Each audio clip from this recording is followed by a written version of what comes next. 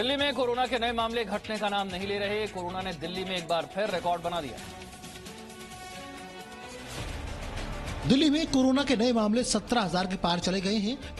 पिछले 24 घंटे में दिल्ली में 17,282 नए मामले सामने आए, जबकि इस दौरान 104 मरीजों की कोरोना से मौत हो गई। वहीं पिछले 24 घंटे में 9,952 मरीज इलाज के बाद ठीक हो गए।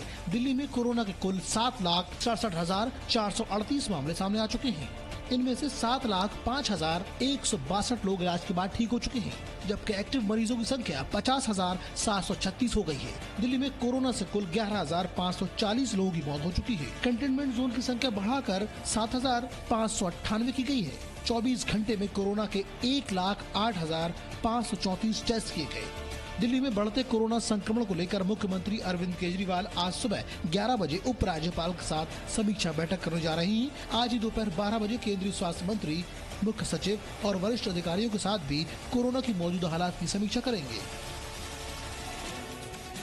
महाराष्ट्र में कोरोना के खतरे को कम करने के लिए बीती रात से नई पाबंदियां लागू कर दी गई।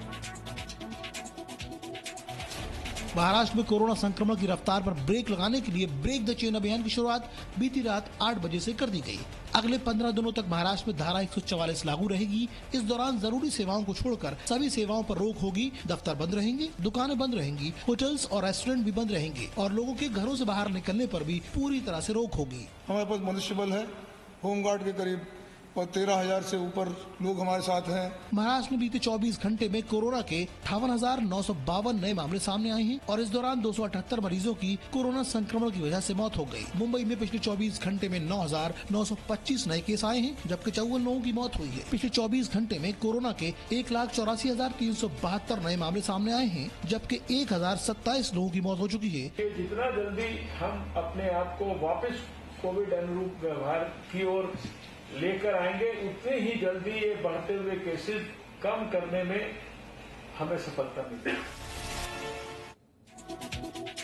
कल शाम प्रधानमंत्री ने कोरोना पर पहली बार राज्यपालों के साथ चर्चा की। इस चर्चा में उपराष्ट्रपति वेंकैया नायडू ने भी सुझाव दिए। कोरोना संक्रमण के हालात को लेकर उपराष्ट्रपति एम वेंकैया नायडू और प्रधानमंत्री मोदी ने बुधवार शाम सभी राज्यपालों और उपराज्यपालों के साथ चर्चा की। कोरोना महामारी से निपटने की कोशिशों और वैक्सीनेशन कार्यक्रम को लेकर उपराष्ट्रपति और प्रधानमंत्री का राज्यपालों, उपराज्यपालों के साथ इस तरह ये पहला संवाद था। इस वर्चुअल बैठक में प्रधानमंत्री मोदी ने कोरोना प्रोटोकॉल को लेकर जागरूकता और बढ़ाए जाने पर जोर दिया। बैठक में मौजूद रहे उपराष्ट्रपति एम वेंकैया नायडू ने कहा कि कोरोना से लड़ने के लिए जांच, नजर रखने और इलाज करने की रणनीति को नई एनर्जी के साथ लागू करने की जरूरत है। उपराष्ट्रपति ने कहा कि महामारी पर काबू पाने के लिए राज्यपालों को संबंधित राज्यों के मुख्यमंत्रियों के साथ सक्रियता से मिलकर काम करना चाहिए। राजनीतिक मतभेदों को भुलाकर एक टीम की तरह काम करने की जरूरत है। दरअसल बीते दिनों में कुछ राज्यों ने केंद्र पर सहयोग न करने का आरोप लगाया था। राज्यपालों से प्रधानमंत्री के संवाद को केंद्र और कुछ राज्य सरकारों के बीच कोरोना प्रबंधन को लेकर तालमेल बेहतर बनाने की कोशिश की तरह देखा जा रहा है। ब्रिटिश प्रधानमंत्री बोरिस जॉनसन ने अपना भारत दौरा छोटा कर दिया है। कोरोना के बिगड़ते हालात की वजह से यह फैसला लिया गया। ब्रिटेन के प्रधानमंत्री बोरिस जॉनसन ने कोरोना संक्रमण की वजह से इस महीने होने वाले अपने भारत दौरे को छोटा करने का फैसला किया है। ये फैसला भारत में कोरोना वायरस संक्रमण के हालात के मद्देनजर लिया गया है। ब्रिटिश प्रधानमंत्री के प्रवक्ता ने बुधवार को बताया कि भारत यात्रा के दौरान बोरिस जॉनसन प्रधानमंत्री मोदी से मुलाकात करेंगे। ब्रिटिश पीएम के दौरे को छोटा करने का फैसला भारत सरकार के साथ चर्चा के बाद लिया गया है। कोरोना संक्रमण को देखते हुए इस महीने होने वाली प्रधानमंत्री बोरिस जॉनसन की भारत यात्रा छोटी होगी। अपने दौरे में वो भारत के प्रधानमंत्री नरेंद्र मोदी से मुलाकात करेंगे। इससे पहले जॉनसन इसी साल 26 जनवरी को गणतंत्र दिवस के मौके पर भारत आने वाले थे, लेकिन ब्रिटेन में तेजी से बढ़ते कोरोना संक्रमण की वजह से उन्होंने तब अपनी यात्रा को स्थगित कर दिया था। यूपी में भी कोरोना संक्रमण फैलने लगा है। सीएम योगी ने कहा है कि अस्पतालों में किसी चीज की कमी नहीं होने दी जाएगी।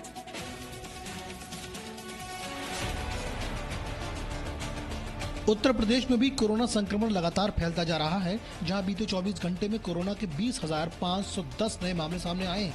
इस दौरान कोरोना से 68 लोगों की मौत भी हुई है। इस बीच प्रदेश के मुख्यमंत्री योगी आदित्यनाथ ने भरोसा दिलाया है कि किसी भी जिले में कोविड अस्पताल में बेड और ऑक्सीजन की कमी नहीं होगी। इसके साथ ही दवाओं, मेडिकल उपकरणों की भी पर्याप्त मात्रा में बने रहेंगे। सीएम योगी ने अधिकारियों को टेस्टिंग, ट्रेसिंग और ट्रीटमेंट के साथ कोरोना की रोकथाम के अभियान में तेजी लाने के भी निर्देश दिए हैं। वहीं रेमडेसिविर इंजेक्शन की अचानक बढ़ी मांग को पूरा करने के लिए सीएम योगी ने अधिकारियों को अहमदाबाद भेजकर इंजेक्शन की 25,000 डोज भी मंगवाई। मुख्यमंत्री योगी आदित्यनाथ ने RT-PCR जांच बढ़ाने, ट्रेनेट मशीनों के इस्तेमाल पर भी जोर दिया है।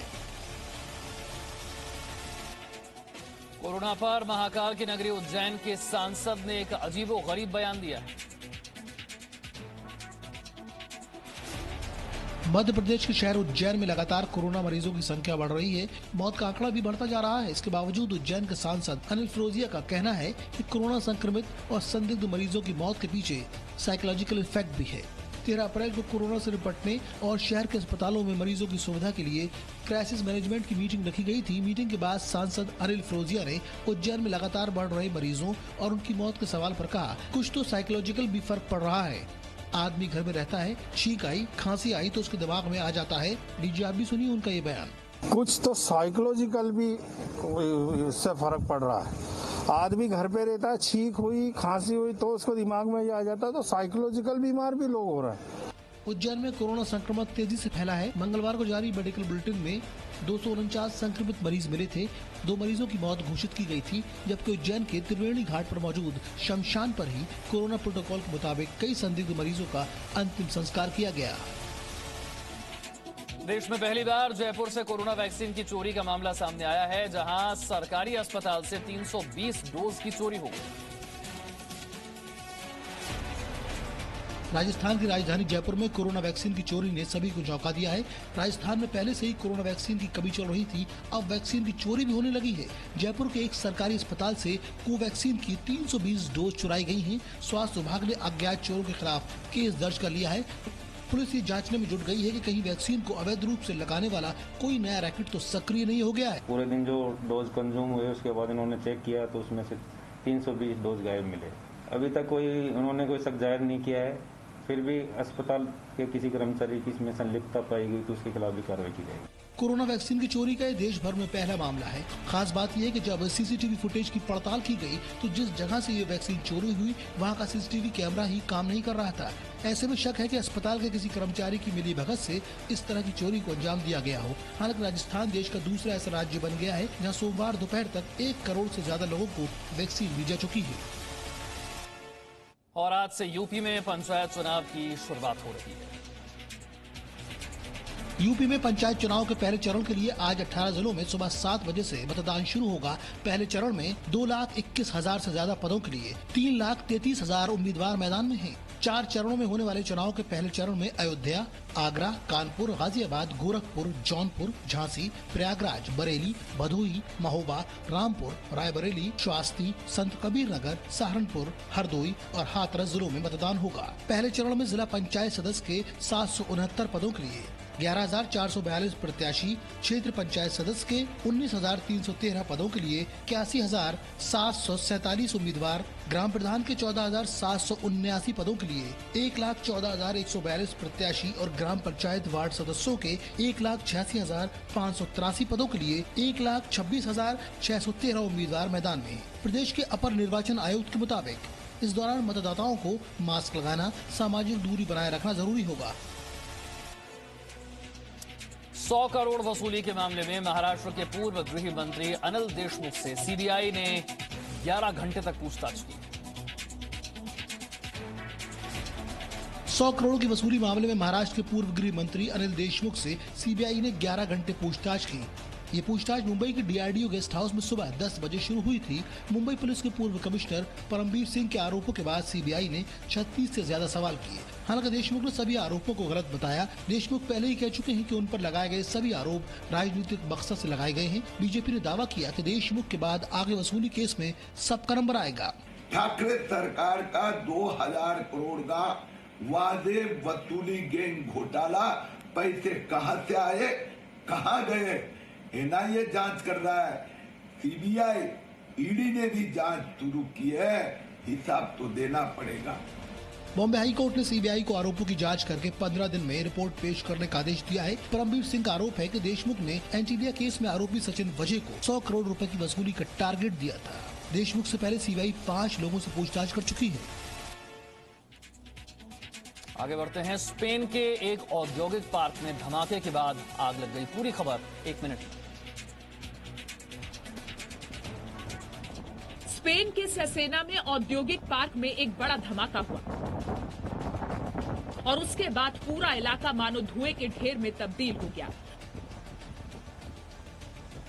कई औद्योगिक इमारतों में आग लग चुकी थी। यह हादसा इतना भयंकर था कि सेसेना से सैकड़ों मील दूर मैड्रिड में भी धुएं का गुबार दिखाई दे रहा था। इमरजेंसी सर्विस के मुताबिक इस आग में 52,000 वर्ग मीटर के क्षेत्र को घेरे कम से कम 4 औद्योगिक इमारत ढह गई, दीवारें जलकर खाक हो गई। लेकिन इतनी भयानक आग लगी कैसे, धमाका क्यों हुआ, इसके बारे में अभी कोई जानकारी नहीं है। तस्वीरों से अंदाजा लगाया जा सकता है कि स्पेन के सेसेना में लगी ये आग कितनी खतरनाक थी। लेकिन राहत की बात यह रही कि हादसे में किसी की जान नहीं गई। भविष्य में सेना के साथ होगी रोबोट टेक्नोलॉजी। पूरी खबर 1 मिनट। जैसे ड्रोन भविष्य की जंग के हथियार कहे जाते हैं, वैसे ही रोबोट टेक्नोलॉजी भी आने वाले वक्त में सेना के साथ दिखाई देगी। फ्रांस में ये ट्रेनिंग शुरू भी हो गई है। फ्रांस की सेना के इन 80 कैडेट ऑफिसर्स के लिए मिलिट्री ट्रेनिंग हाईटेक हो गई, जब फ्रांस के गेर इलाके में चल रही ड्रिल में सैनिकों के साथ साथ रोबोट्स ने भी हिस्सा लिया। 29 से 31 मार्च तक चली इस ड्रिल में कैडेट्स ने मशीनों के साथ तो ट्रेनिंग ली ही, साथ ही टैबलेट के जरिए रोबोट का इस्तेमाल भी किया। इस दौरान युद्ध जैसी स्थिति बनाकर कैडेट्स की ट्रेनिंग की गई, यानी ये देखा गया कि सर्विलांस, युद्ध के दौरान मदद और कवर के लिए रोबोट का कैसे इस्तेमाल किया जा सकता है। जिन रोबोट को इस ड्रिल में शामिल किया गया वो थे बोस्टन डायनामिक के स्पॉट रोबोट। जंग में रोबोट का होना किसी फिल्मी सीन जैसा जरूर लगता है, लेकिन ऐसे परीक्षणों के सफल होने पर भविष्य में ये भी मुमकिन है कि आप सेना में रोबोट्स को देखें। Presenting B News app, available on Google Play and App Store. Download it now.